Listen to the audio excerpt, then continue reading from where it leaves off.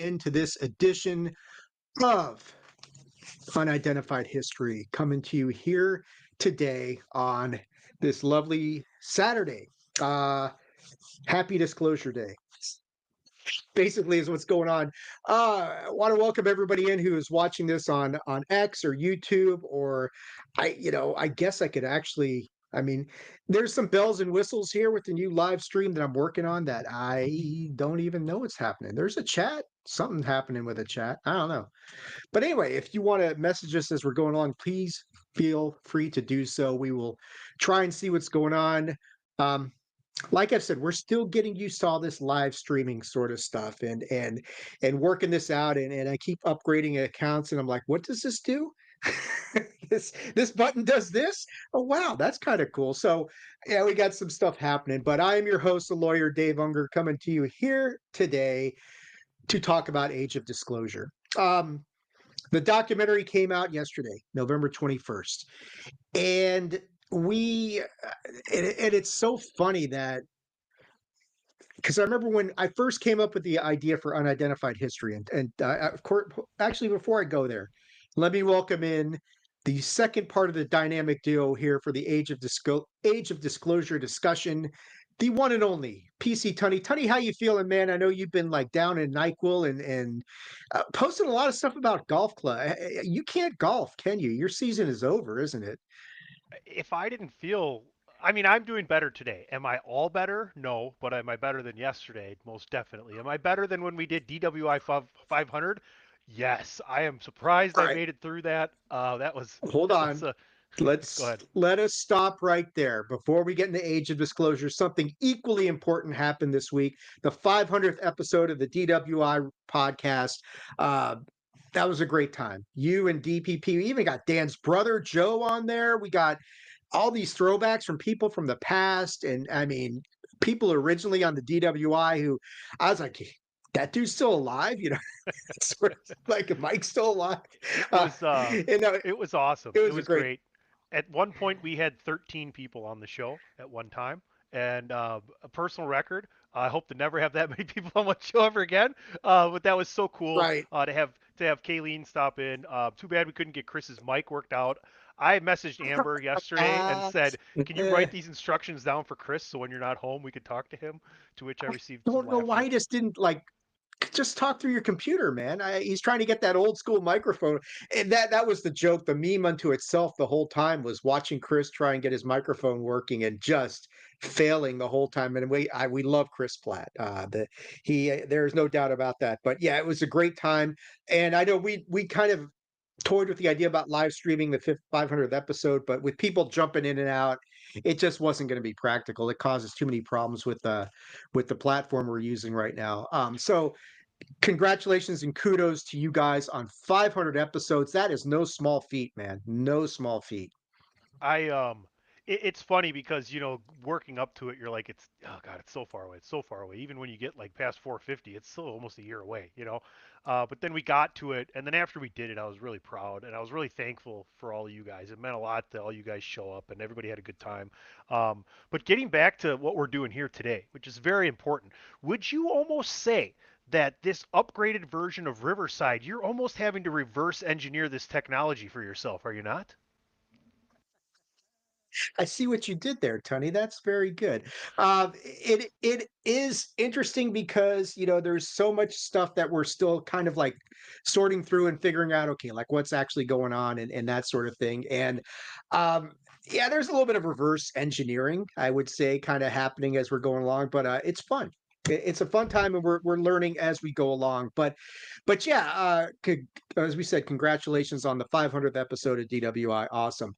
Um, let's talk about so where I was going with that before I got sidetracked was Age of Disclosure. When we first came up with the idea for unidentified history, which was, and I gotta go back and look at this real quick and see like when was the very first episode of unidentified history, because gotta give you an idea as to when we kind of thought about this whole thing coming up. And all right, let's go back to March. I think it was in March. Was it March? Okay, so Game Gone Wrong launched in March. People are like, why are they going through all this history?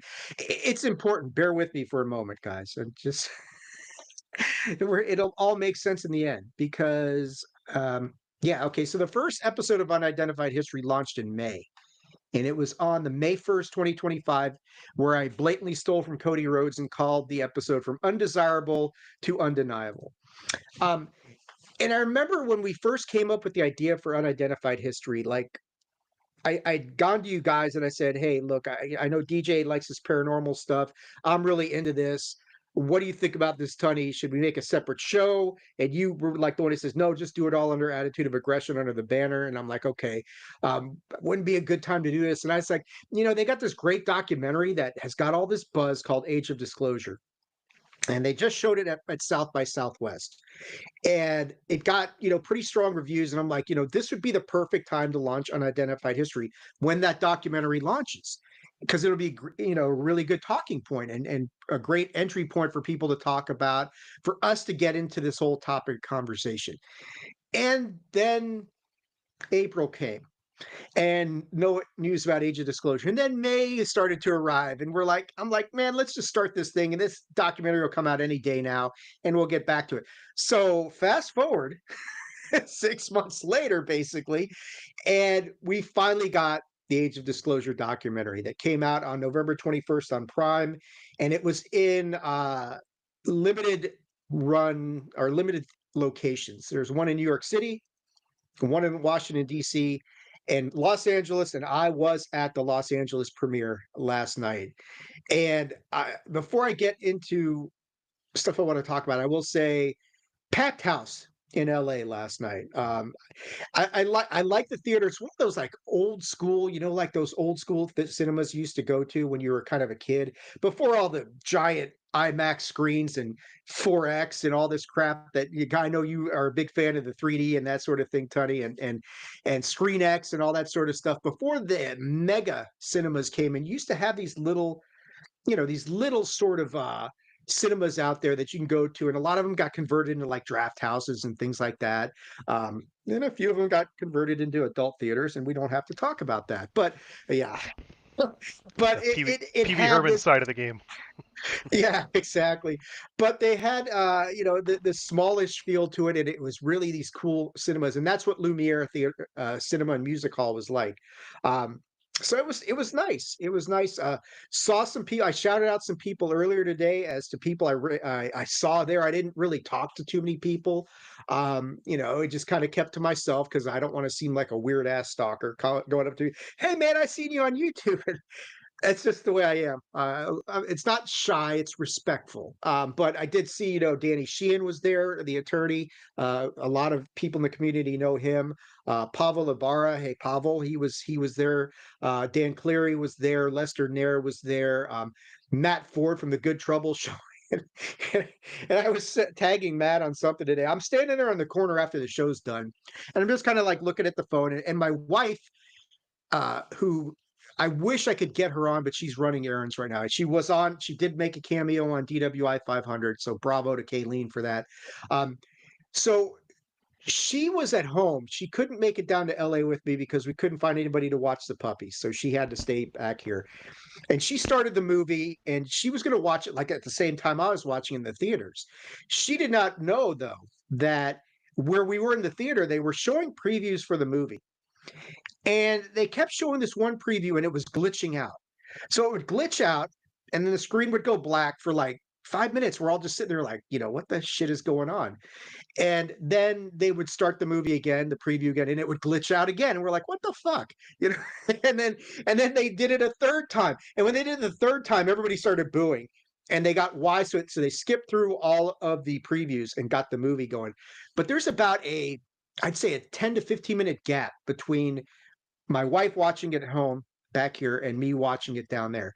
And with about 15 minutes left in the movie, she just texted me, "Wow," and three hand claps. Um, I'll talk a little bit about her thoughts on the movie as we go along, but it's. I think where I want to start with this, and the fact that the movie finally came out, and it was very eagerly anticipated, and there's all sorts of talking points about how and why this was delayed, and no one really knows. Dan Farah has been doing a media blitz. He was on the Joe Rogan show, big numbers there. And I didn't want to mention like Matt Ford. So what I was talking about was Matt Ford hosts a Good Trouble show. He had on a bunch of people involved with the movie like the night before. I urge everybody to watch that episode. So Matt's standing on the corner next to me. And I'm like, and it's so funny to me. Like you see these people on YouTube, right? And we've done it. We've seen it with pro wrestlers at these events, right? You know, you see somebody on YouTube or something like TV, and they walk by you, and you're not in your brain. You're like, is that who I think it is? And it doesn't quite register. And it's like, and I'm like looking, it's like, is that Matt Ford? I'm like, I'm not sure if that's who it is. And then like five guys come up, hey, Matt Ford, we saw your show, and it's like, okay, that is him. And I think his wife got him, and they walked away. You know, that sort of thing. And I was like, oh, that's kind of cool. But anyway, that's neither here nor there. Those are little stories about last night. Nice neighborhood, Beverly Hills. I'll say that.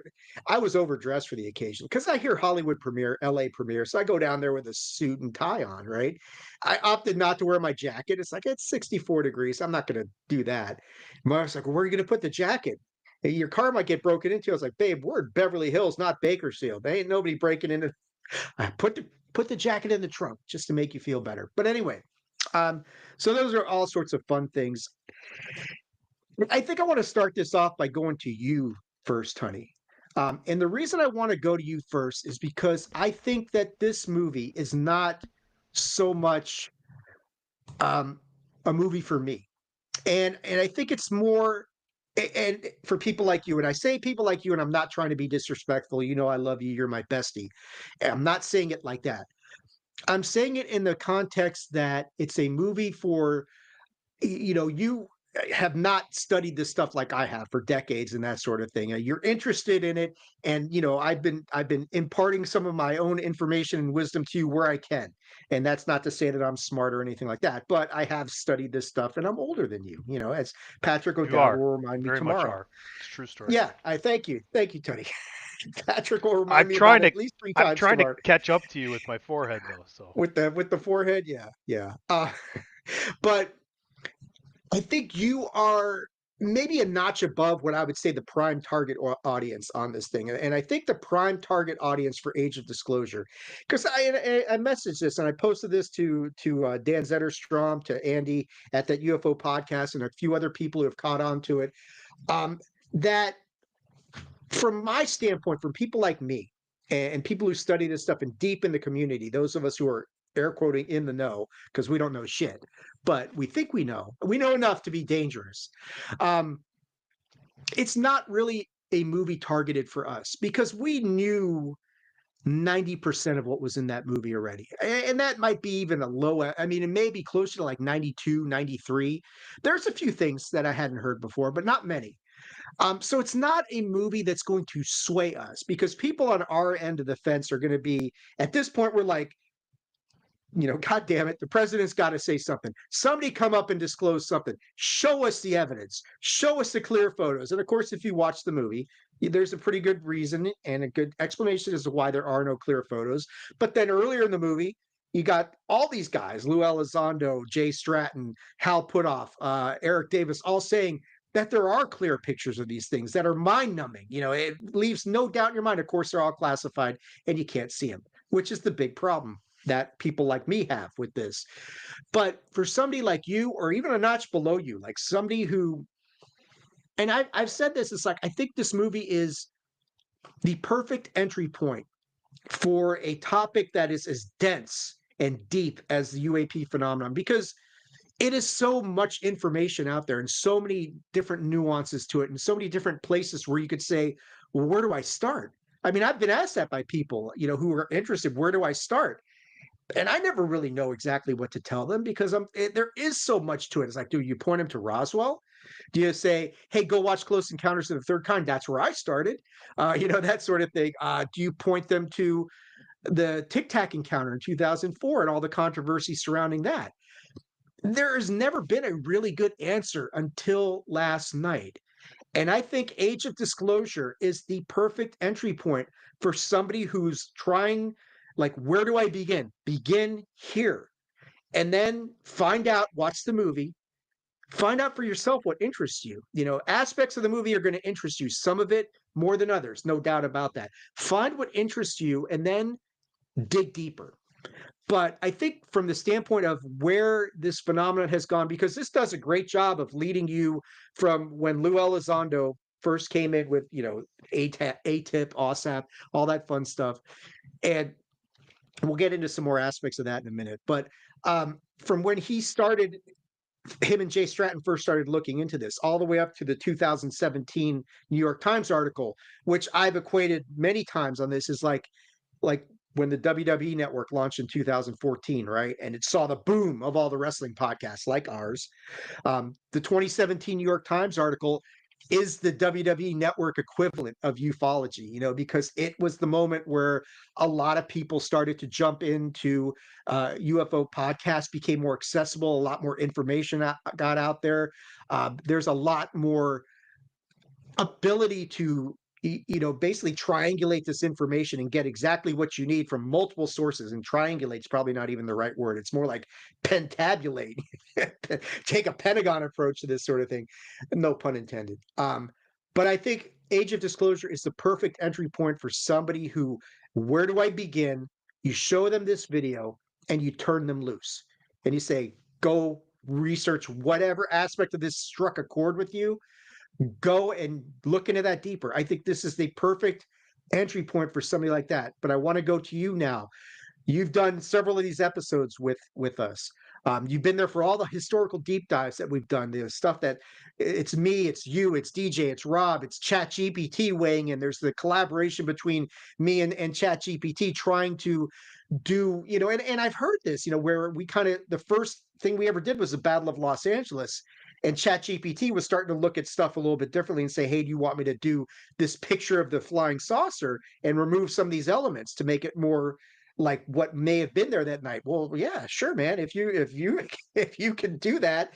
And Say then, less. you know, that is kind of, yeah, and that's kind of taken on a life of its own. And I've heard other people now on other shows and other people involved with the whole UFO phenomenon say that, yeah, let's take a look at these historical cases through the eyes and let AI run with this thing and pick up on things we may have missed. So you've done all this stuff with me. We've done the, you know, we've done several of these. We've done Battle of Los Angeles. We've done Trinity. We did Flight 19. We did the Ghost Rockets, Gosta Carlson. So you've been around. You've seen a lot of this stuff. Your thoughts on Age of Disclosure? What did you like? What did you not like? Um, and does this move somebody in your posture in a certain direction? I- For me, it doesn't really move me any which way. I like the fact that, like, for me, it's the first time I get the whole story from the 40s till present day, right? They kind of chronologically describe to you what makes sense on what's happening, and I enjoyed that. And they do it from a perspective where they're not trying to scare you.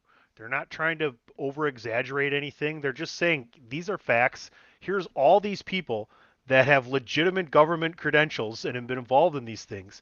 And then on top of that, you get these guys telling you not only is this stuff going on, but it's been readily known in inner circles and not only kept from the public, but kept from certain parts of the government so as to them having plausible deniability, right? Things like that, even all the way up to the president. But yeah, like you said, this is a great place for people to start. Like if you don't know what the hell the history of this is and how that all those pieces connect, you don't have that full grandiose of the whole story. You need to watch this. It goes by really quick. The people that are in it are very eloquent and they get to their point and it comes across well. No one's there trying to badger you into believing anything. It's just basically facts after facts with tons of different scientists and government officials and the military and just brilliant people here just trying to let you know that don't be surprised, when there's way more to this than we are allowed to tell you right now because we're trying to get enough attention so that the whole story can come out and that's what was really interesting to me. And I love that you said that, and you are critical to this discussion because, yeah, my opinions are going to be my opinions, but I'm much more interested in like what you thought of it, what DJ thought of it, what Rob thinks of it. My wife's thoughts on this are, you know, and she we talked for about a good 15 minutes this morning and about this. I mean, about other stuff, of course, but about this. And she was like, um, she thought it was really good. Um, she felt very bad for Lou Elizondo and the stuff that he went through. And and look, I understand that Lou Elizondo is a very controversial figure in ufology. Um, and a lot of that stems from the misinformation that was discussed in the movie, and they talk about the government basically saying, yeah, he never worked here, he never did this, and a lot of people have grabbed onto that and latched onto it. I've never necessarily bought that aspect of the criticism of Lou Elizondo. Has he put forward pictures that have been debunked? Yes, that is true. That there's no doubt about that. When I interviewed Ivan Hanel months ago, and Ivan, of course, was Lou's former attorney. And Ivan said, Lou is just putting stuff out there. He's not exactly endorsing all this stuff as being real or not. He's just running with certain things. And I get that. And, should Lou have vetted some of this stuff a little bit more thoroughly? Probably, that sort of thing. But everybody makes mistakes in this field. Nothing, and it's that's okay. If you come out there and say, "Hey, look at this picture," oh, and it's debunked as if it's really a balloon or if it's really a plane or if it's really something else, that's fine. Great. Now we have an explanation, a prosaic explanation. Let's move on to the next thing. Great. Perfect. Um, but yeah, We I got think our she we got she our felt we got our first person just right away. Just to let you guys know, if you do message us, we're gonna talk to you, ask us some questions, but just so you guys know, we are paying attention. Shout out to Monto Patrick too from France saying hello. Thanks for listening. Sorry, Dave. Keep oh going. yeah. No, no, no. Welcome. Thank you. Welcome aboard from France. That's awesome. Oui, Um oui. that's right. Hey, at least Viva, Tony, viva la unidentified history. yeah. Tony's not known for his French, just so you know, but he's trying. He's Voulez-vous trying. coucher avec moi? C'est quoi? That's yes, there you go. Exactly. That's about it. No, welcome. It's awesome that somebody from, we got somebody from France checking this out and that sort of thing. So getting back, I mean, there's the obvious criticism of Lou Elizondo that goes out there. He's a disinformation agent. He's this and he's that. You're entitled to your own opinion. And I'm not, going to sit there and say that everything he did was right or everything is accurate. Um, I think, if there is a having such a heavy focus on Lou and to a lesser extent Jay Stratton is going to alienate some of the community. There's no doubt about that, and I've already seen it online and understandable. The thing I come back to on this movie is all of these military personnel, people involved with the program, people who have done all this research. These are highly credible, highly credentialed people. Yeah, Clapper has his own issues and his own sort of stuff where he's had a lot of problems in the past. I get all that. But you got a lot of people who, at least credential wise, seem very credible. They've got the right history, they've got the right pedigree, they've been there on the front lines of this stuff to see all this stuff. And I always come back to the whole thing, well, what is their motivation to lie? To this extent. And that's where I've always had the problem with the whole thing, like, oh, these all of them are just lying full of shit grifters, right? And I've always, and everybody knows me as a background, I'm an attorney. So I'm looking at the evidence.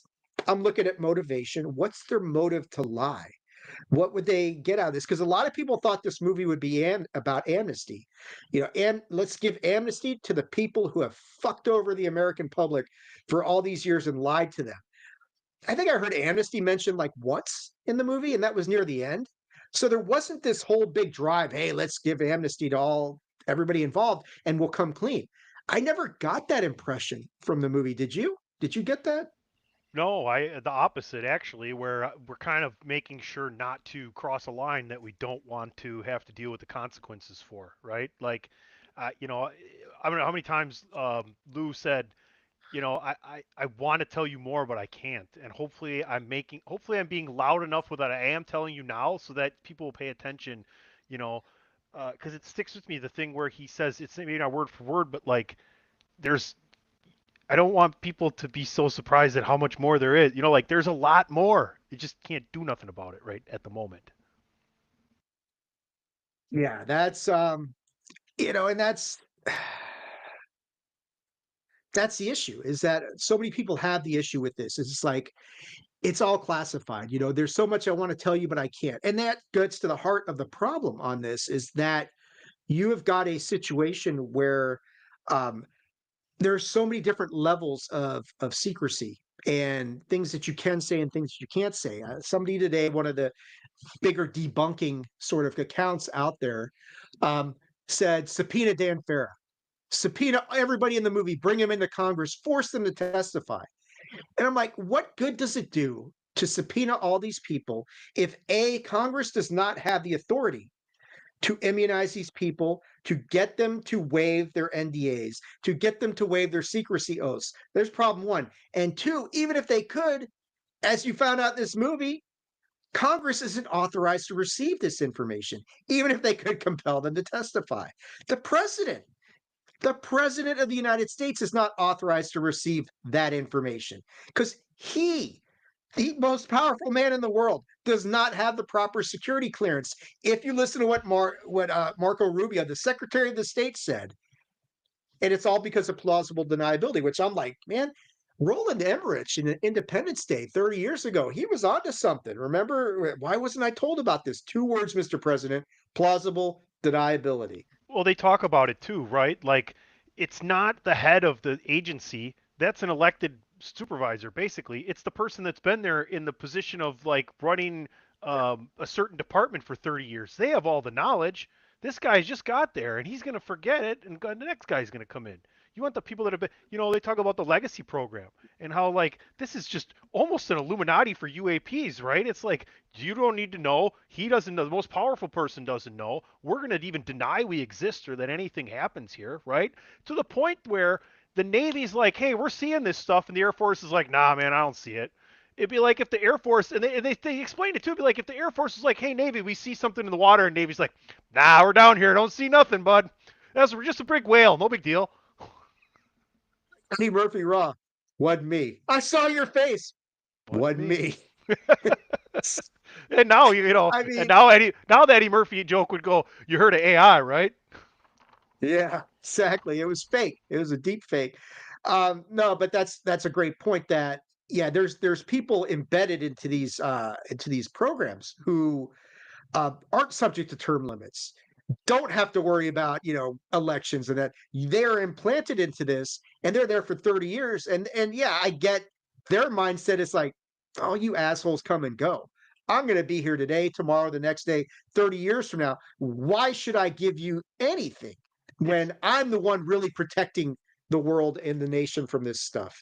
it's almost like a prominent university. They've been tenured. They're not going anywhere. They're the ones there with the sheer existence and depth of time that they have there is their power, is their foot above. And honestly, I get, while I don't agree with that rationale, I get it. And to a certain extent, it does make some sense that, you want the true safety of the nation to be imbued to somebody who has got the historical pulse of everything that's going on. But yeah, you can't have you almost create like this shadow government where you've got everything on the top, that the president and every in Congress and all that, but they're really just the tip of the iceberg, and it's everything below the surface that is really, it's like the deep web, the dark web, that sort of thing. It's very analogous to that. So yeah, I thought that aspect of things was really, it wasn't anything I didn't already know or hadn't already heard before. But I will say the one thing about, I said earlier that 90% of this movie is stuff we've already heard. People like me have already heard. But seeing it laid out like they did in this interwoven story where they come from and they tell you, like you're saying, they take you back in time to stuff that happened in the 40s. They confirm Roswell was real. We got 4 alien bodies from this whole thing. It was an alien crash. Um, and they bring it forward. And as I'm watching this stuff, and you get to see the secret and like things that I know replayed in front of you. Honestly, man, the biggest emotion I felt after watching most of that movie last night was I was pissed off. I was just like mad. Like, what the fuck? I mean, why are we just hiding so much of this stuff? Why can't we get the truth? Why is there this insistence on hiding this? It's a bigger issue than national security. This is humanity we're talking about. And you hear the stuff that at the end, this is clean energy. Andre Carson, I think he was the one who said, "You're talking teleportation." Yeah, man, we're talking teleportation. There's things here that redefine, like Lou said, the trajectory of our species, and that's just being hidden from humanity. Uh, that's just not right. I mean, to have just a handful of people dictating the trajectory and the progress of our species. That's just not right, man. That's what I think. I don't know. Well, that's kind of what Schumer was saying too, right? Like that's just irresponsible to not allow the rest of humanity to know what's going on. And the funny thing is we've like in our brief history on this show, we've kind of tackled all these moral dilemmas and like different things of how the world should be worried about coming together to work on figuring out what's going on, right? Because they specifically tell you, hey, China, Russia, and US. Outside life has made contact with them, and all three of these nations have stuff from that outside contact. They all have tic tacs. They likely all have bodies. They likely, and to the point where whatever is on the outside has already come in and turned on or off these nuclear defense systems to kind of say, hey, just so you know, you can't do anything, right? And then they even brought up the fact that is this a crash or was this something that was sent to us to educate us, right? And we've talked about all this different thing, right? So you specifically brought up the fact that the nuclear things that it's like a beacon that goes out into the ethos that they hear it and they wonder, oh well, they talk about the ramp up of civilization. Now we've gotten just smart enough to be just dangerous enough to be paid attention to over the last 80 Yeah. years. Before that, it was kind of like, well, it's going to take that guy on the other side of the world probably a year and a half to connect with that guy on the other side of the world, and that's only if he's probably in the top 5% of money wise. Now, I can talk to someone on the other side of the world in 5 seconds.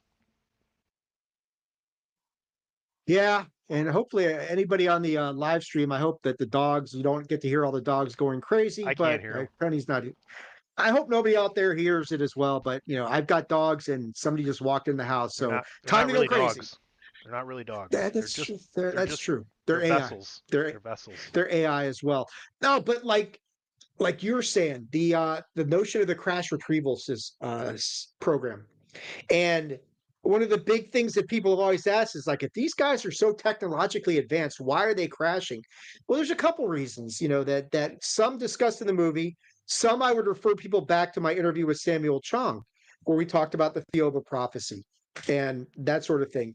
And that a lot of these aliens who are coming, or the ETs that are crashing, or whatever they are, may not be as technologically advanced as some of the other species of uh, NHI that is coming to the planet. Now that may be true that some of them might just be like real rudimentary, not that far.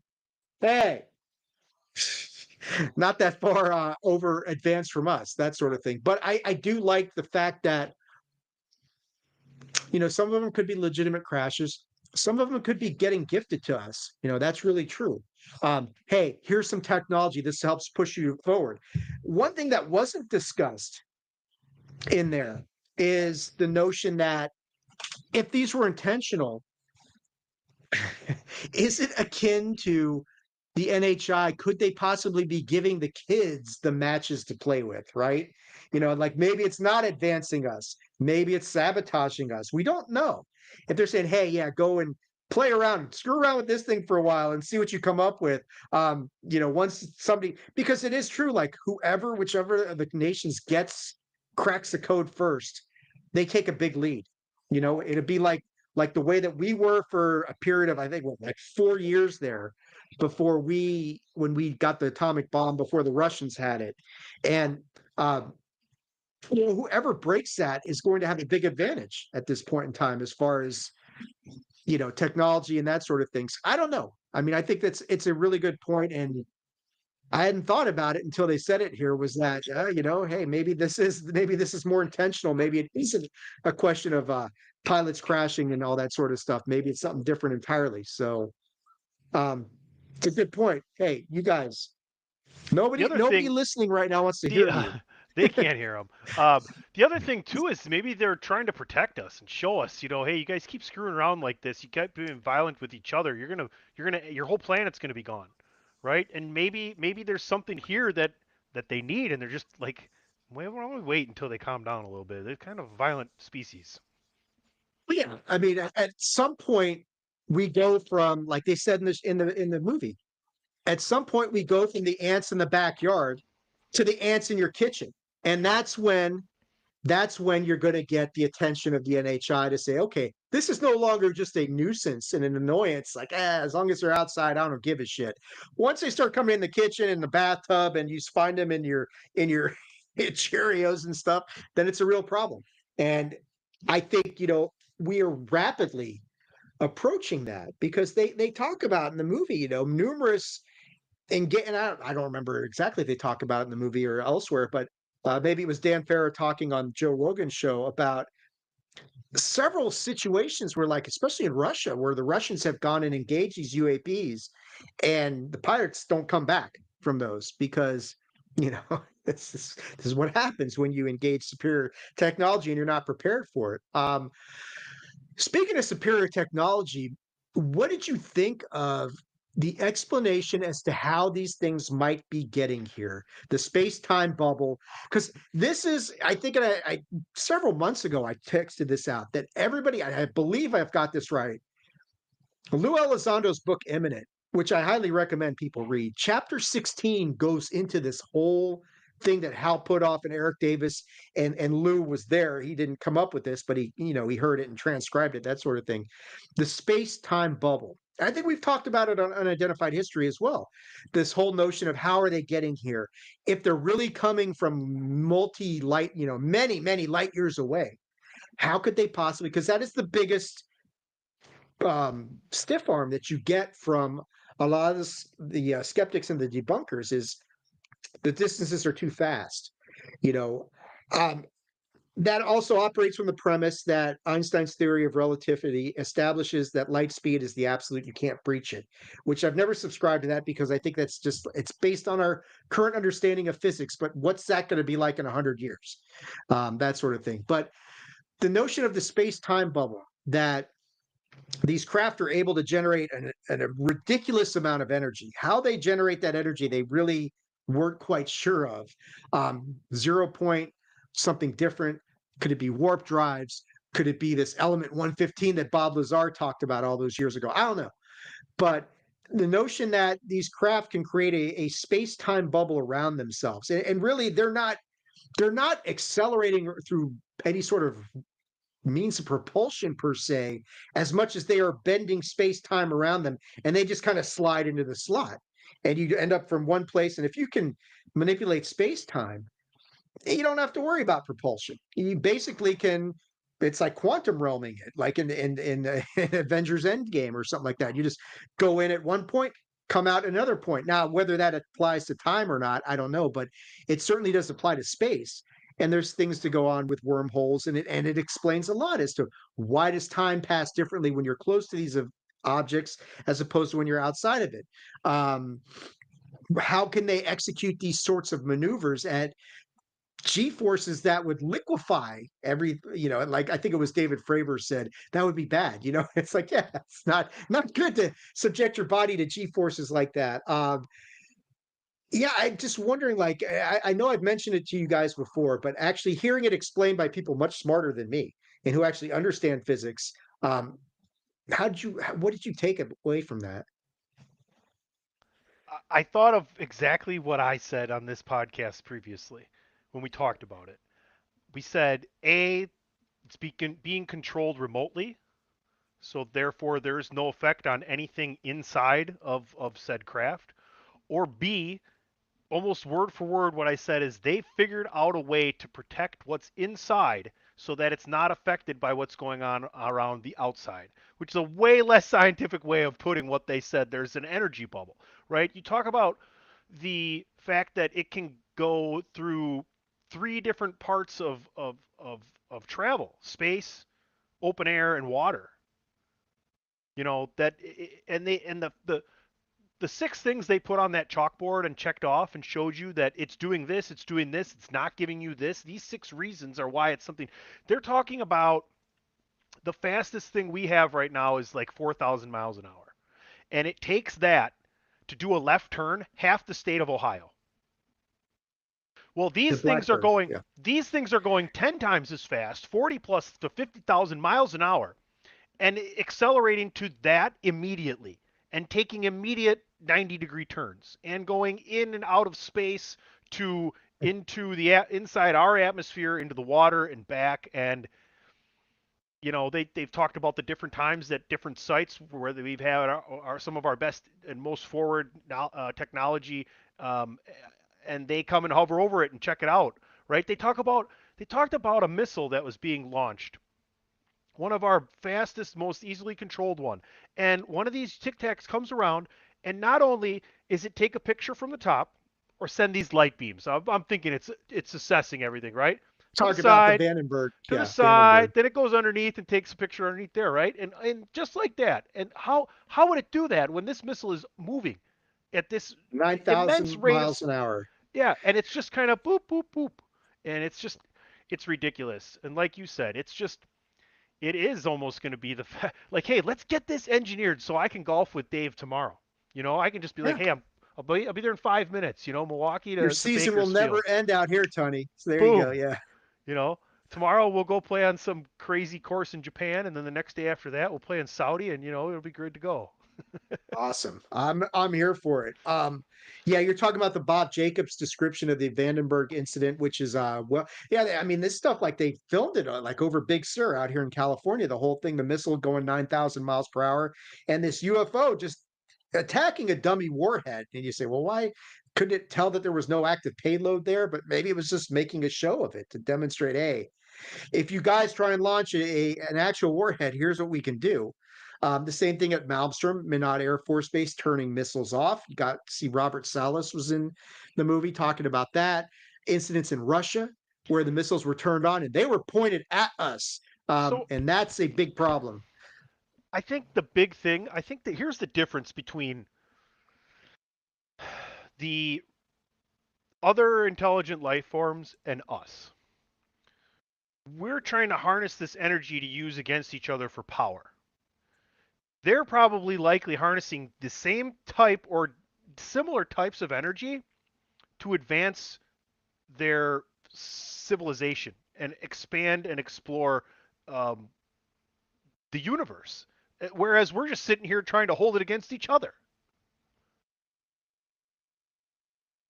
You're absolutely right. It's yeah, it's the big problem is that we're looking at this technology from the standpoint of military advantage. How we can do this to eliminate our enemy instead of how can we do this to better our planet, better our species, uh, have peace amongst humanity, have all of us working together to help us evolve spiritually, physically, mentally, uh, whatever the case may be. Like you're saying, we're looking at this all the wrong way. Everything's, it's everything's bottom heavy at this point. No one's looking at this thing like the way you should, and that's unfortunate, but that is, and there's big money involved. And speaking of big money, one of the big things they talked about the UAPDA and the private contractors. And where this becomes such a big problem is the transfer of the sensitive material from the government to private contractors. And similar to the whole notion of where you've got the president and these other elected officials who are there for a very limited time. And then the people below them are the ones really running things. You can make a apples to apples sort of comparison between the government, the Pentagon, and private contractors. Because yeah, at one point the government may have had a crash retrieval, some technology, something that they wanted to give to private contractors. My wife, one of the things she asked me was like, I don't understand why the government just doesn't do this themselves. It's like, well, because all the best people are getting paid more by the private contractors. And that's why the best people are working for the private contractors. They're the most qualified to work on this. And that's, not a slight on public servants and that sort of thing. It's just a fact. That's how it works. You make more money in the private sector. Um, but you take this material, you transfer it to these contractors, these private contractors. They get that stuff, and the guy at the government who gave that material to the private contractor in the first place either moves on, dies, or something, and it's forgotten. And then like his successor comes in there, and there's not going to be a paper trail for that. Highly unlikely there's going to be or at least not a paper trail that's readily accessible, maybe buried under 22 levels of secrecy. But um, you get that, and then you've got these private contractors who get this stuff, and they're just going around it, and they basically just morph this stuff into their own intellectual property at some point.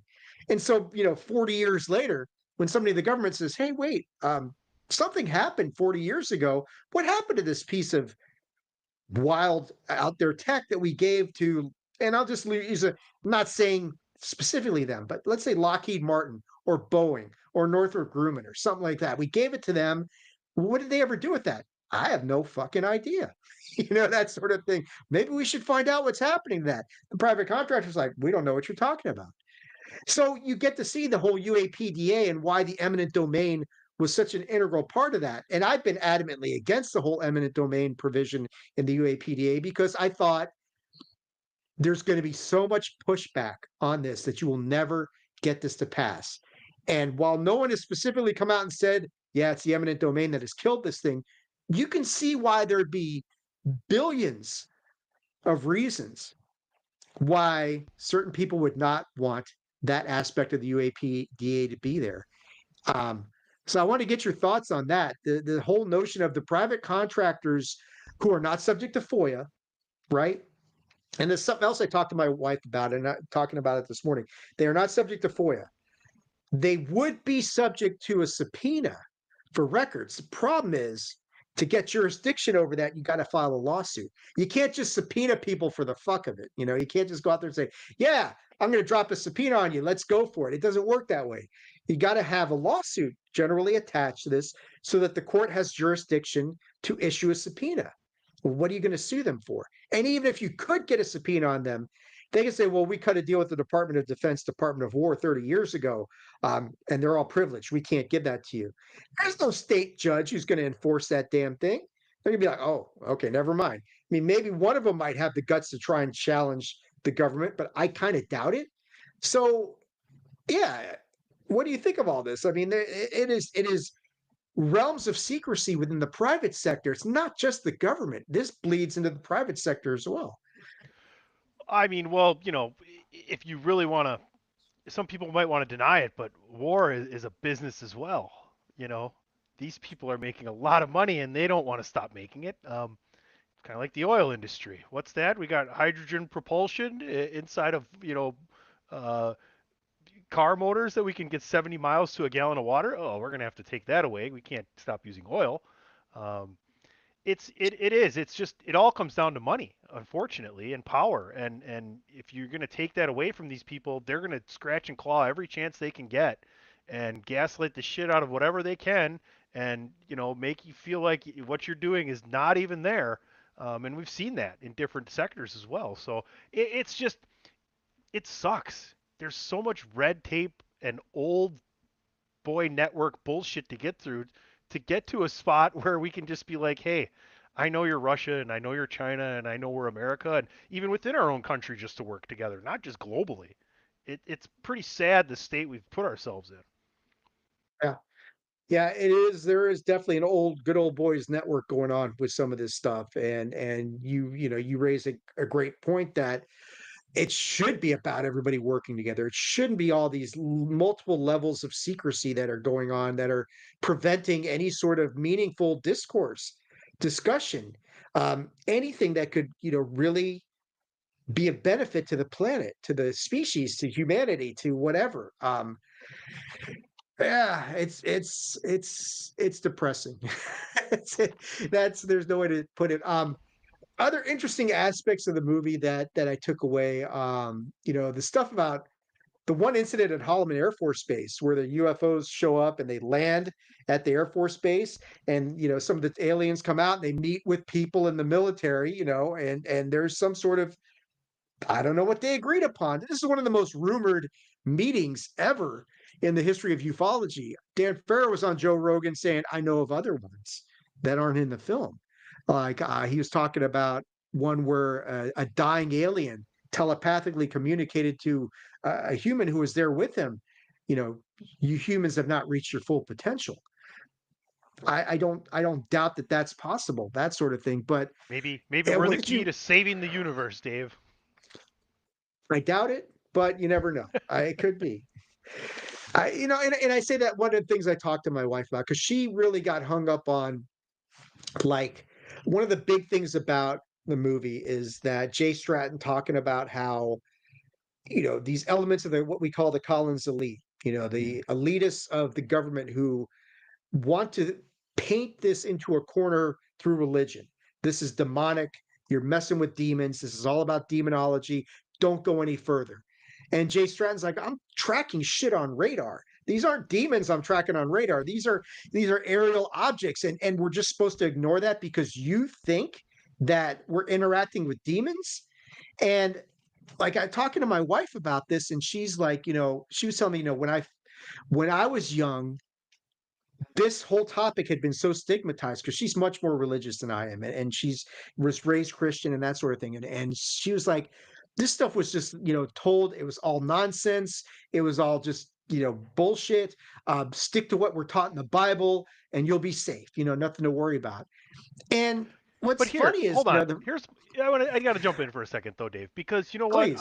I've been a Christian my entire life, born and raised in the Lutheran Church, and tell me where the Bible says there is or isn't aliens. Tell me where the Bible talks about life outside of Earth besides Listen, creation. It doesn't. it So doesn't. whoever's doing that shit has no fucking clue what the fuck they're You talking about. you know who did it? Organized religion. Organized religion did that to tell people, to convince people that humanity, that we are all created in God's image.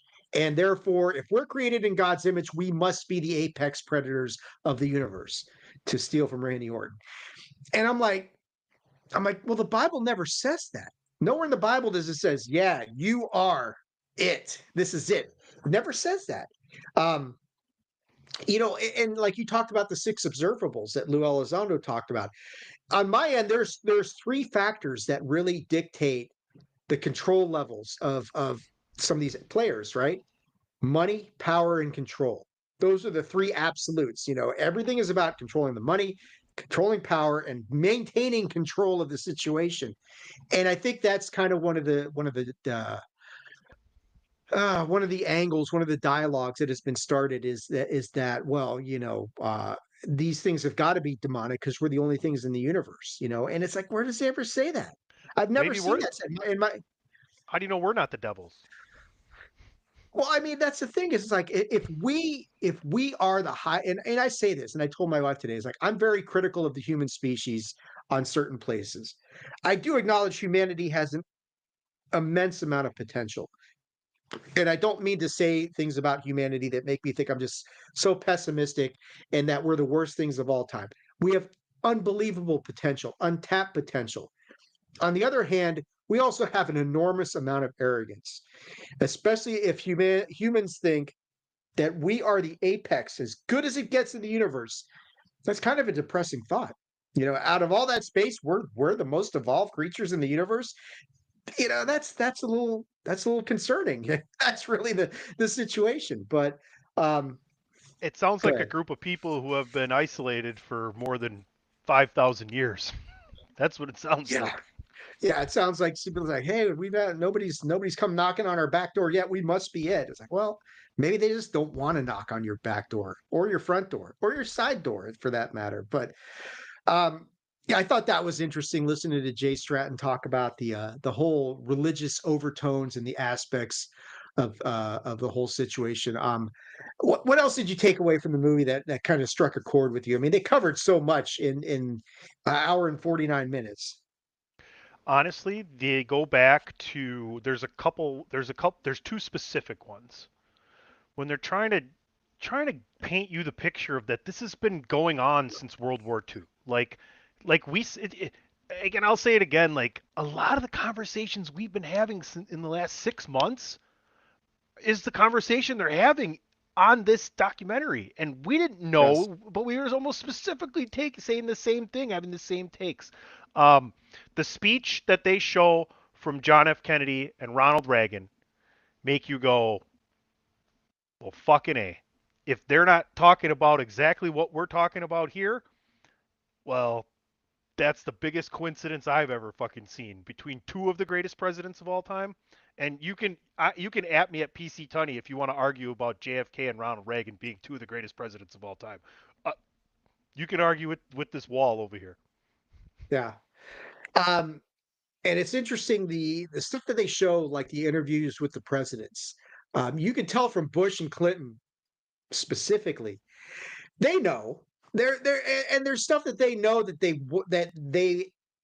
they may not know the whole story, but they know a lot more than has been let on. And you can Obama. tell Obama as well. They're all like, yeah, I know stuff, but I can't really tell you about it. Like W was on there after he was out of office and said, is there stuff you can tell us? Yeah, but I'm not. That sort of thing. I mean, it's like, okay, it's kind of like trying to impart plausible deniability to us as well, and it's like, that sort of thing. But yeah, overall, because I don't want to keep you here that much longer because I don't want to spoil everything. It hasn't even been, well, it's been out for 24 hours and that sort of thing. But I think the big takeaway I got from this was that this is an excellent documentary. It's very well done.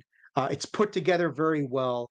I think it's it is an excellent movie and an entry point for people who want to get caught up ish, is what I'm going to say. It's like you're not going to get caught up completely from 1942 when we started Unidentified History from the year 1942. You're not going to get caught up from there to here in an hour and 49 minutes.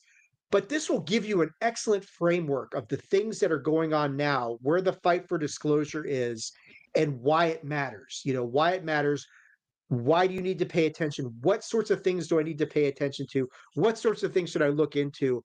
And like I said at the outset, I would just say, hey, look, watch the movie, draw your own conclusions, go research further, dig deeper into the stuff that matters to you, the things that resonate with you, that strike a chord with you. Go dig a little bit deeper, look into all that stuff, and go there. This is not a topic where there's one rabbit hole. It's like whack a rabbit hole, right? Okay, there's one over here, whack. Oh, another It's a one opens up there. You've got, Dave. go It's a ahead. black hole. It is a black hole because you've got so many different aspects of the phenomenon, right? You've got the nuts and bolts. Hey, we want to see the craft. We all want to see the craft. We all want to see the hard scientific data and the evidence. And I know that's one of the biggest complaints is about the movies. Like there still didn't show anything. They didn't show shit. There is no evidence. There is no clear pictures. There's no scientific data. That's not The the other thing I've point. heard, That wasn't the point of this, though, it, right? The it, point of it this really was to wasn't. get awareness out there so that we can get to the solid evidence. They want to. I think the point was to educate, more than illuminate, that sort of thing. I mean, But if you for people, no, go no, ahead. go ahead. No, after you're done, I'll go. I'm just saying, like for people like me, like Andy from that UFO podcast, from Dan Zetterstrom, from what it means to be human, Psychoactivo with Pavel Ibarra, all that stuff. All I mean, I'm hoping like in about a month or so, we've got the director's cut. James Fox's Moment of Contact is coming out with a new revelations, which to me sounds like a director's cut. Now, there are new things that he's done there. He's interviewed one of the doctors in Varginha, Brazil, who actually worked on the dying alien, or I think the alien was dying, and is ready to come out and testify to that. That's a huge, big moment. I'm hoping that with Age of Disclosure, like there is a director's cut. I'm not saying it has to be Snyder's cut level, like, hey, we went from 2 hours to four. That's a lot of additional content. But I would hope there's a director's cut with more in-depth information for people like me who, hey, I want to learn something that I didn't already know. This is all great and it's slick and it's well polished and the B-roll animation is nice and it's this and it's that. But tell me something I don't know that is really going to resonate with me. And there were, I mean, look, there were things in there that I hadn't heard before. There were a couple witnesses, like the one that I mean, I heard this before, but it had been a while since I heard it. Like in the beginning, the guy talking about he was at NORAD, right? And they spotted a UFO, and the commander said, "I want that target."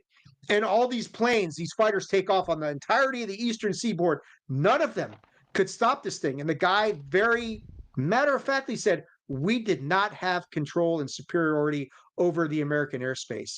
That is stunning to hear that. And it had been, if I know I'd heard that before, but it had been a very long time since I'd been presented like that. But that should be eye opening for anybody. And to me, that's like you lead me right back into the point I want to make is if you can inform the American public enough, and enough of the American public is going to be loudly outspoken about wanting more information, that's going to lead to more public information. If you get enough people that are saying, hey, elected official, you want to be the elected official? Give us this information, or we'll just pick somebody else that will. Yeah, exactly. So there are a few things that came up in this that I hadn't either. I don't know about not heard before, but just hadn't heard in a while. That was one of them.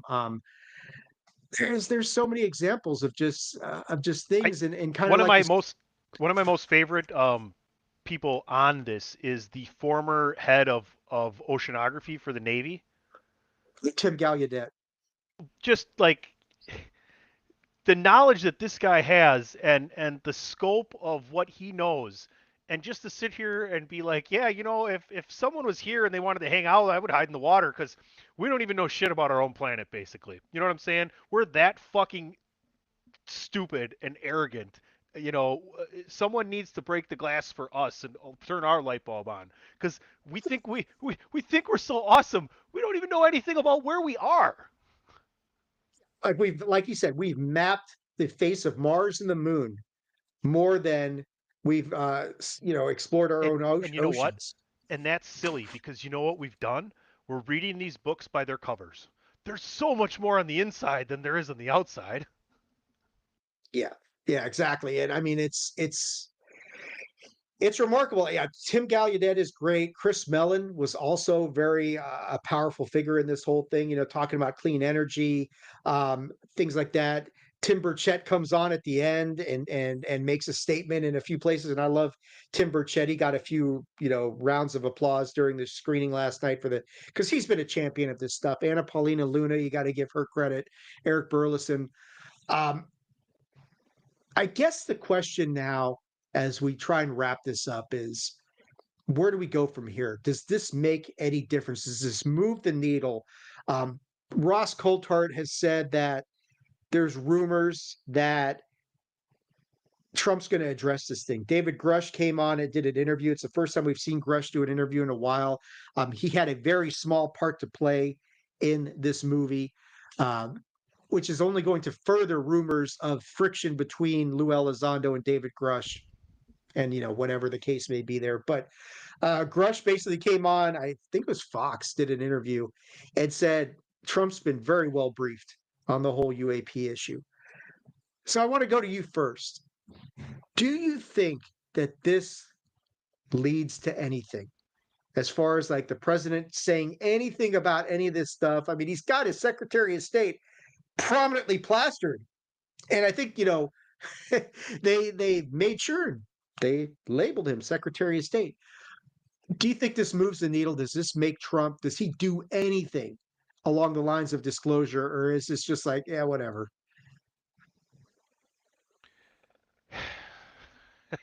The first thing that I wanted to say was, of course, anything's better than the Epstein files.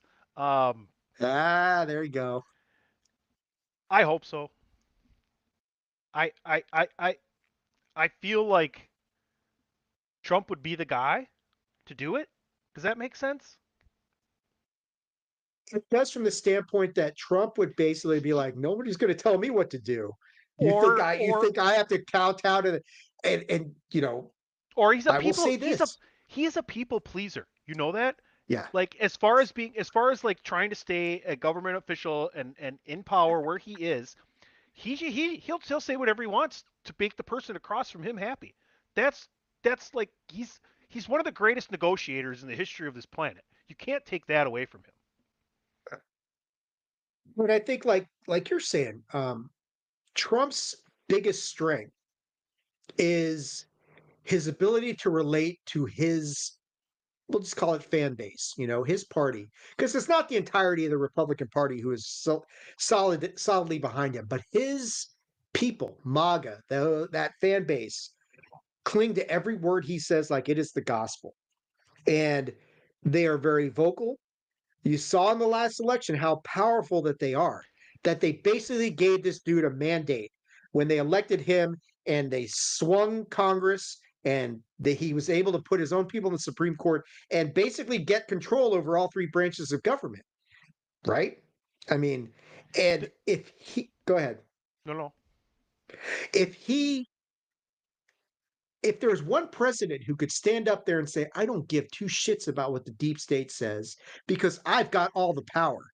I've got somebody who would not be afraid to impose martial law and basically go to war against his own country, and to a certain, if it made sense for him to do so.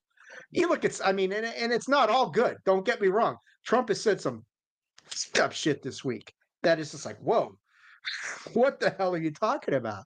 We're not going to get political about it, but he is the kind of guy who would come out here and say, I don't give a damn what you think I can and can't say, what you think I can and can't know. I'm going to do my own thing. Stop me if you can, because I've got the people behind me. I am the commander in chief. I have the military. Not only for that reason may he be the right person in power for this specific, UAP conversation, but he's also, as much as any other leader of this nation, been able to communicate with our adversaries. If he wants to talk to Putin, Putin's going to fucking talk to him. If he wants to go to North Korea and do something with them or China, they're going to get together, right? Like he's going to put aside whatever, like he doesn't he doesn't have any inner shame or trepidation or worry, or he's not, there's no anxiety there. He's Donald Trump. I'm the president of the United States. No one's more powerful than me. We're going to get together because I said so, and I have 100% you're going to show up and we're going to work on it, no matter what the controversy is there. But I don't know. I just hope, like you, that the progression can keep going upward. I don't want to plateau, and I definitely don't want to move backwards unless it's a scenario where we're taking one step back to take two steps forward, because that's a real thing. But we just need to keep progressing on this because it's way more important than any of us think. Here's my honest assessment of this. All the stuff we said about Trump is true, but the one aspect that we didn't mention is, first and foremost, he is a businessman. And to steal from the WWE and the authority from years ago, what is best for business? What is best for business is to just ignore it and not say anything, because there's too much, oil companies, transportation companies, all this. They talked about it in the movie, how I think it was Hal Puthoff had talked about it. It was a very redacted version of what actually happened, where they got all the people together to answer the 64 questions, the impact that disclosure would have on all these different segments of society, religion, philosophy, business. And at the end of the day, and the actual story as it actually goes is that it was a hypothetical that was posed to these guys, and say, if the president was going to disclose the existence of NHI, go through here and put a plus or minus by all this stuff. And these guys all went into this thing thinking, oh, this is a no brainer. There's so many benefits from disclosing. And at the end of the day, when they went through all the 64 questions and they looked at the results, the negatives outweighed the positives. And that's a big reason why disclosure has not happened. Trump's the same mindset. He's going to look at that and say, okay, if I do this, if I even acknowledge that this movie happened, and I don't know if he can avoid acknowledging it completely because his Secretary of State is in there, so he's probably got to say something about it, or at least address it. But from the standpoint of him internally looking at this, thinking, if I go and say anything, what is the impact to society, to business, to religion, to philosophy, to X, Y, Z? he's going to probably reach the same conclusion that was reached years ago. It's a sum negative. And if that's the case, you're not going to get anywhere with it. Now, on the other hand, the big push that we're doing lately is disclosures highly, highly unlikely going to come from the deep state or the government.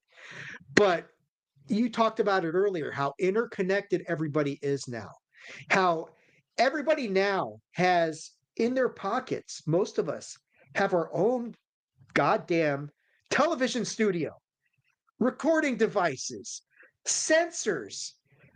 You could add an app here or two and turn your phone into something that, when Zach Baggins and those guys started Ghost Adventures 20 years ago, they'd be like, God damn, this is awesome. So you can have that now in your pocket. And, they talked a lot about how keeping a secret for all these years seems impossible, but we know it can be done. We've seen it, nothing is more impossible than keeping a secret in the pro wrestling industry, as we know, until they do. And we've seen that a few times over the past years. Like, how did they keep that a secret in this day where social media is everywhere? Everybody's sharing information. It's so hard to keep a secret, but it can be done. You look at where we are now with everybody having this information at their fingertips. Um, does it become a lot harder for the government to keep this tamped down if people are saying, look, I got the evidence? I mean, you look at it this week, right? I mean, here's a perfect example. Tri Atlas. It's a comet. Sorry, DJ. It's a comet. We're not going to get invaded. But NASA does this press conference this week that is just like, what the shit is going on? And they show these pictures and they're like, huh? That looks like crap. And there's like a joke running around. It's like a 3 street lights in the fog, and this looks like one of those street lamps. Meanwhile, some like normal random dude, average Joe astronomer, takes this unbelievable picture of 3i Atlas. It clearly shows the tail, and all this stuff. You're like, wait a second, NASA versus amateur astronomer. This is where we're heading right now. And yes, AI is a big problem in this whole conversation because you have to be very discerning as to what is real, what is not. But at the same time, the people who aren't looking to game the system and fuck around and all that stuff are going to get really good concrete data that they're going to go to their friends, to people like, hopefully people like me or some of these other people who are aggregating this information, saying, look what I got. Look what I got. Hey, what do you got there? And AI is going to be able not to fake this stuff, but to maybe run some things to clarify images, to pull out some of the data that's not reliable and say, here's what I've got. I think from the standpoint of citizens disclosing this, the chances of that have gone up exponentially. And as technology gets better and people are able to sense these things a lot better, the big breakthrough is probably going to come from us, people like us, or some of the more better. It's not more better. There's great grammar. You'd never know I went to law school, but people like Beatrice Villarreal, who's done all the work on the transient objects, and shout out to her and that sort of thing. It's going to come from there. Science is science, and if scientists start taking this seriously, like they should, there's going to be a breakthrough there. It's not going to come from the government. So whatever Trump does or doesn't do, or the next president, that sort of thing, okay. But within the next 5 to 7 years, something probably is going to break loose on the citizen disclosure aspect of things that is going to come forward with something undeniable or highly suggestive that, hey, here you go. What do you think about that? I think public publicly available technology to capture this has been there long enough that it should have probably already happened. Which leads me to a different question. Who's really in control of letting this become more known? Is it the government? Or is it these beings that we don't know? Are they already in control? Have they already made deals with parts of people that are in power that's where that's where the strings are being pulled? It leads you to ask those kind of questions. Well, it does, and you're right. Is there something in place? I mean, I always go back to the whole thing. Well, what could they possibly gain from us? Well, their water, I is one of the swear, greatest natural. like if Kang and Kodos come down and they've been trying to tell us what's going to happen in life through The Simpsons for the last 30 plus fucking years. Like, I mean, we would have to do is ask DP what's going to happen. He knows all about The Simpsons. He's been our greatest historian all along. It's I, true. I, It's not just I about Legos. yeah, I make fun, but fuck. Yeah, no, I mean, that is absolutely true. But um, yeah, and you look at historically, I mean, even through Hollywood, like what does Spielberg know when he did Close Encounters? Like people are talking about these aliens that come out, they look like the ones in Close Encounters. So you're like, what did Spielberg know in 77? What's going to happen with Or this new movie that he's got coming out? or is this like Inception? Do they have those type of powers? Or he's one of them. That too. I mean, I mean, you can't. Trump would be the biggest candidate, right? Oh God. Like Trump is from some kind of orange species that the only way he can maintain his human form is to have an orange tint. Yeah, yeah. It's like I got to be orange, or I, turn back into a mantid or something like Like that. like like Hey, like he comes out after like he gets the makeover to come down here and be human, and they're like, "You're kind of orange in that hair. I don't know." He's like, "It'll be fine. Best hair ever." yeah. Um, I'm with you. I really hope that this moves the conversation forward. I hope that my biggest hope for this is not that Trump gets up there and says, yeah, look, we're not alone. There are things here on the planet with us. We don't know exactly what they are. We don't know exactly if we can protect you. This is why we've kept this hush hush, because we still, I mean, if he comes out and says we still don't know what they are, that there's something here. This movie is accurate to a certain extent.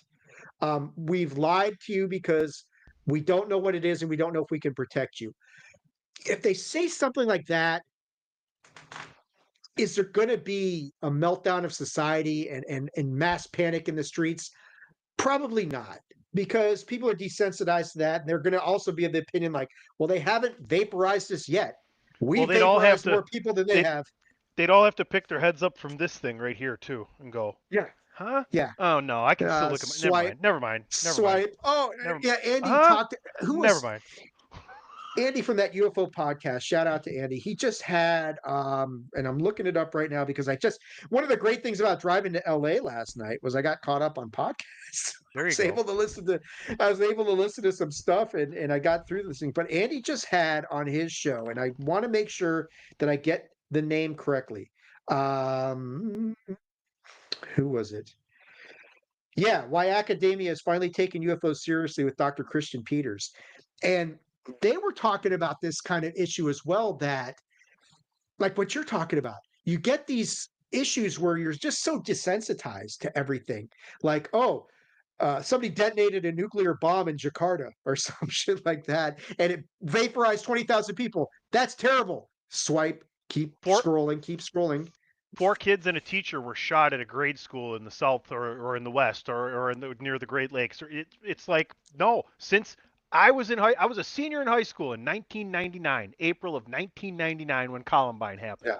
and I thought to myself, thank God I wasn't a bully, and thank God I'm almost out of here. Yeah. But I mean, and it is this mindset where if it doesn't directly happen to you, you will sit there and say, God, that's awful. That's terrible.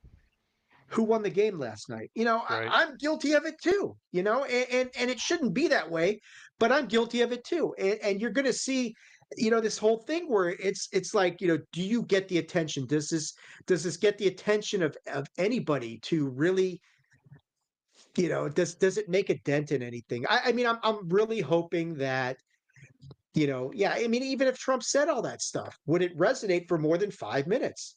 Probably not. People be like, God, that's crazy. We're not alone here, but how does this I mean, here's the thing. We're not alone. Uh there's things here on the planet with us. We don't know what exactly they are. We don't know if we can actually protect you. Because people are gonna be like, do I have to go to work tomorrow? Yeah, you got to go to work tomorrow. You got to pay your bills. Well, what the fuck do I care then? How does this impact me? There's a level of that is accurate. And you can relate. Like people are be like, well, how does this really impact me? They haven't bothered me for the last since 1947. I mean, all this stuff's going on. There all these sightings and stuff crashing. How does it impact me? You guys have gotten the reverse, you've reverse engineered their technology. Where's my teleportation device? Where's my flying car? Where's my levitation device? You guys aren't sharing this shit with me. Why should I care? Um, so there is that aspect. I'm hoping though that it does get more people asking those exact questions, right? That people watch this and say, "Hey, wait, you guys have been reverse engineered. Where is the teleportation device? Where are the clean energy cars? Why isn't this information and this technology being shared with humanity? Why are people still falling from the sky in airplanes?" Exactly. Cuddy's noting money. That's I go back to it, guys. Repeat this mantra. If you're new to this topic, maybe you're just tuning in. The people like me who are watching this right now are already going to know this. But if you're kind of new to this, if Age of Disclosure has brought you here and you watch this live or you watch the replay, repeat after me, kids. Money, power, control. It's what it's all about. It's what it's always been about.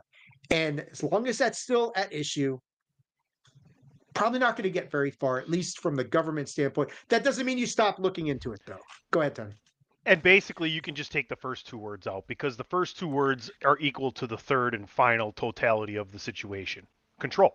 It's all about control because money is power and power is control, right? It's like the Pythagorean theorem: a Like if squared plus b squared equals c squared. because if you had all the money in the world, but I had all the resources, I have the control, and your money doesn't mean anything. That's right. That's right. I seriously hope that everybody watches this movie. I would urge anybody, anybody who I mean, yeah, look, I mean, one of the criticisms for the movie is that I've heard is that, well, they didn't have any of the debunkers or the skeptics in there. Why would they? Why would you put this is not the message you're trying to send. And those guys are the opposite extreme where you've got one extreme that believes everything. And then you've got the other side that believes nothing. And it's not about it's one thing to be skeptical. You need to be skeptical. I think that's critically important. Anybody looking at this thing needs to be skeptical. This is why I like having you and DJ to be kind of like my anchors, because I definitely lean, which is ironic as an attorney, into the I believe first and ask questions later to a slight extent, and not overboard where I believe everything. It's more 51-49, that sort of thing. But it's vitally important to remain skeptical. Keep a skeptical mind. Um, the whole idea that these people keep saying extraordinary claims require extraordinary evidence. Well, okay, but extraordinary events require extraordinary investigation. And you guys who are sitting there saying there is no extraordinary evidence. Well, what sort of investigation have you done into these extraordinary claims to come up with that evidence instead of just saying, it's all bullshit? Can't be done, can't be proven. Therefore, there's nothing to this thing. So there's two sides to all this stuff. The sheer volume of people that have been involved in high up government programs that are specifically connected and for these situations that are just on this Age of Disclosure 111 minutes is you just have to go like there's no way all these guys just decided to make this all up together. It We come takes full circle. it takes everyone to lie. And that's a good place to end this thing because we come full circle to where we started. What is the motivation of all these guys to lie? Um, they're not all of them retiring with millions of dollars. In fact, they probably get more money by keeping their mouth shut, than coming forward and doing all this stuff. So again, what is the motivation? I go back to the same thing I've always said. What is the motivating factor behind all of these people to lie? And if they were lying, good God, what does that say about the United States government? You hired all of these people who are just absolute complete liars. You invested them with all your top secret at your highest level of clearance, and you were just so very wrong about their character, their integrity, that they would just come out here and make up all this bullshit. It makes no sense. It's like, okay, maybe a few of them, fine. I can buy that, but 34 of them they're all lying or they're all mentally ill. I mean, if you look at the mental illness aspect of it, if they're all mentally ill. We have got rampant levels of mental illness in this country that we have not accounted for. Well, None of that stuff makes that's a sense. possibility outside of this factor, but Well, that's true. That is not to say anything negative about the mental health situation in the nation, but I think from the standpoint of this, it's like you're saying, it is so difficult to sit there and watch this movie and say they're all lying, they're all full of shit. Because again, it's like, why? Why is this? I mean, if this is all counterintelligence, this seems like overkill. It's like you've already won. You've already won. Most of the people out there think that this is all nonsense anyway. So why do we have to go to these extremes to solidify the fact that it's nonsense when wait, you've already won. It's like running up the score. It's 75-3 in the fourth quarter. Let's score another touchdown. Let's keep airing the ball out here. It doesn't make any sense to me. So I'm with you. I'm not saying everything these guys said was true. All right, let's get that straight. There's certainly elements of it that have been exaggerated, if not outright fabricated. But on the whole, 75% of this is probably completely accurate. Um, and I just can't find the reasons why these dudes would lie to that extent. To some extent, white lies are one thing. To the extent that you're talking here in this movie, man, it's it's like you ever seen that movie She's Having a Baby with the legendary Kevin Bacon, where he goes into the job interview and it's like they're looking at his resume and it's like, so it says here you work for Netsu. It's like, yeah, Netsu. He's like, yeah, well, Netsu's one of our companies and we went and checked on it. You never worked there. In fact, with the exception of your name, there's nothing on here that is factual. You have set new standards for lying in the job market, sir. And it's like that. You guys, if they all lied, they have set new standards for lying in history. Um, it's mind numbing. But I think on that note, we're going to leave it here today. I urge everybody watch the movie for yourself, draw your own conclusions. Feel free to message me or to PC Tunney. Let us know what you think. I mean, are we completely full of shit? Which I mean, we are about lots of things, but this is probably not one of them. Uh, I appreciate everybody who tuned in for the live stream today. Hope you guys enjoyed that. Tunney, before we let you out of here, let people know where can they check you out on social media. follow me at PC Tunney. Most of your socials. If you want to interact with me or get a response, X is probably the place to go. You can also find everything we do on Chairshot Radio Network on all your favorite streaming platforms. And if you're looking for some great wrestling coverage, thechairshot.com, Stephen Mitchell and Andrew Belaz got you covered there. But yeah, attitudeofaggression.com. Obviously, we are partners in crime over here. And just another great episode here of Unidentified History. Can't wait to figure out where we're going next with the Game of Thrones universe, and look for a Big Five WrestleMania 12 coming up. But yeah, I mean, That's coming up today.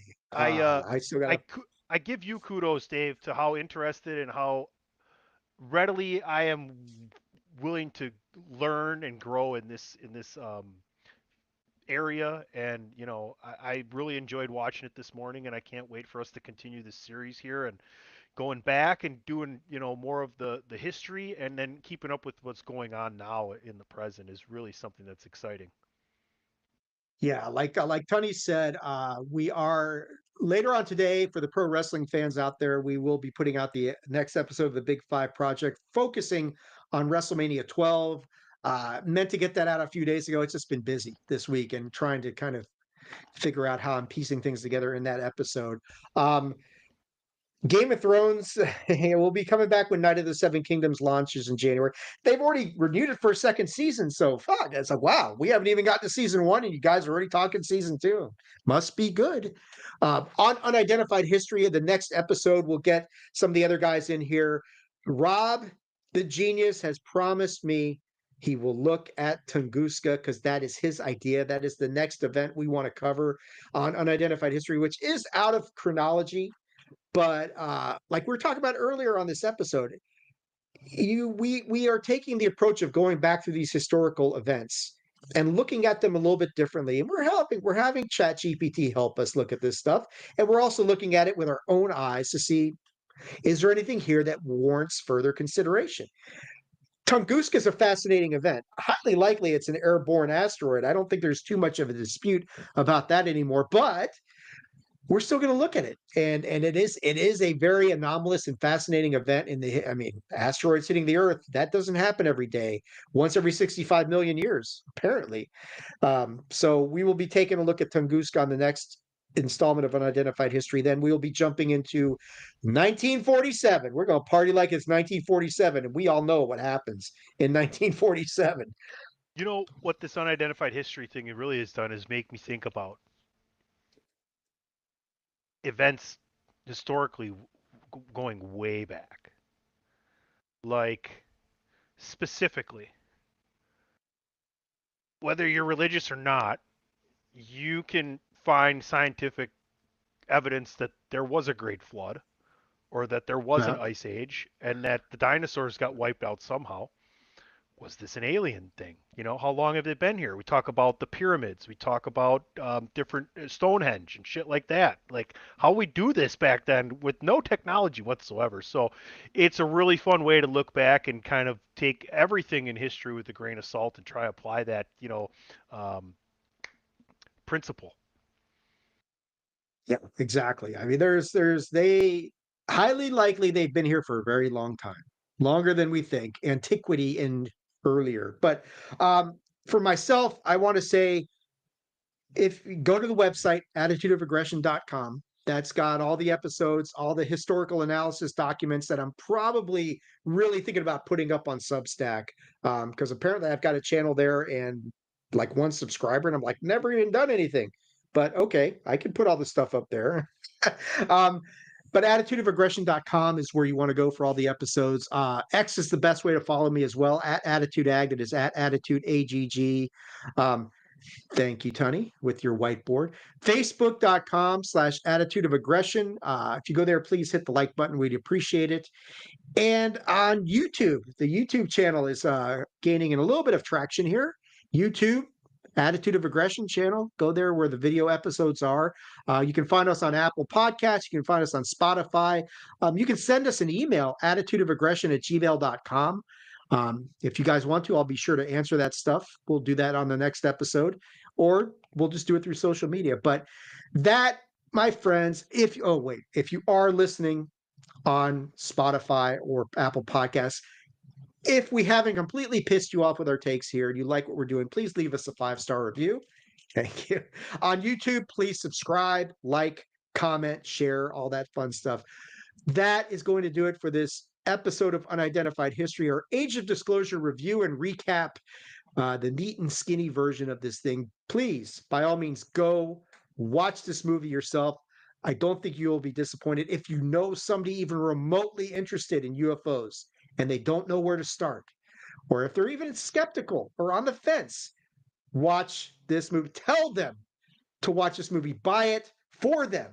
Make them come to your house and force them to watch it. Even better, because it's that important to the whole overall conversation. Until next time, guys, we will see you soon for the next episode of Unidentified History. Thank you, everybody who tuned in for the live stream today. We greatly appreciate it, and we will catch you guys soon. Y'all have a great weekend.